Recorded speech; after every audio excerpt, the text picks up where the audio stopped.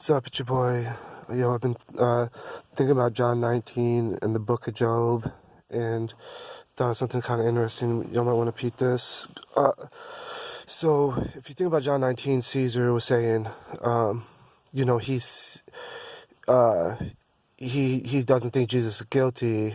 Just like God saying, there's no man like Job. Have you considered him? And the ones that set him up, the chief priests or what have you, they say we have a law, but the thing is they couldn't do anything about it because Rome had stripped them of the authority to do nothing about it. So because Rome had stripped them of the authority to do nothing about it, they had to go through Caesar. So just like God had put a triple hedge of protection around Job, Satan couldn't touch him. So just like the people who had plot against Jesus, they couldn't touch him with their beast system because of the control that Caesar had around him.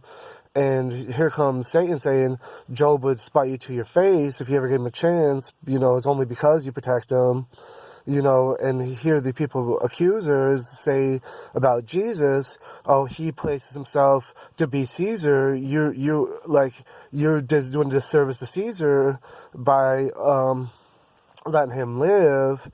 So by doing a disservice to Caesar, because Jesus would be Caesar, the Basileus, that would be a discredit to Caesar. So this would be a discredit to God in the same way. When Job, was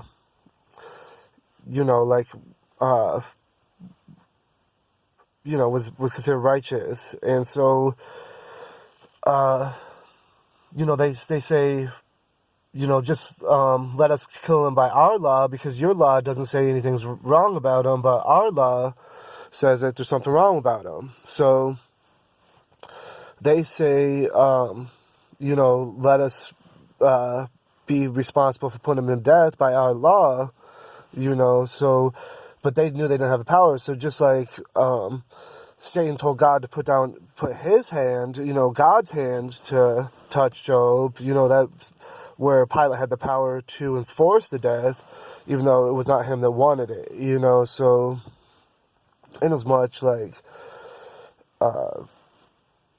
it would be a parallel there where, Satan wanted him to die, because he knew it would curse him to his face, but didn't have the power to touch him until God gave him the power,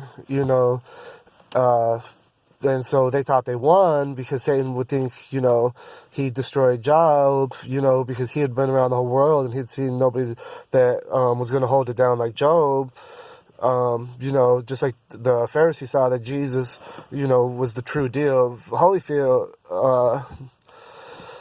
they wanted to see him dead, put an end to his life. So, as it come about in the course of time, as we get to John 19, that they had him on trial, had put him on trial in their own court, but they couldn't kill him. So they wanted to get God's permission because he had the hedge of protection.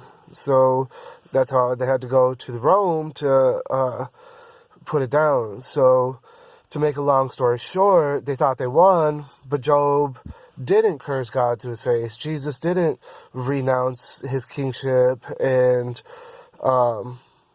just lay it all out that he was a failure, and it wasn't about him staying up that made him true, because he laid down his life. So that was his ultimate power, was to lay down his life, to be a servant, to enforce his law, that there is no greater love than the love he has, and the love to have for each other is the love that he had for you, which is the new commandment that wasn't in the law of Moses.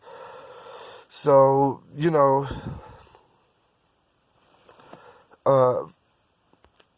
that's about it.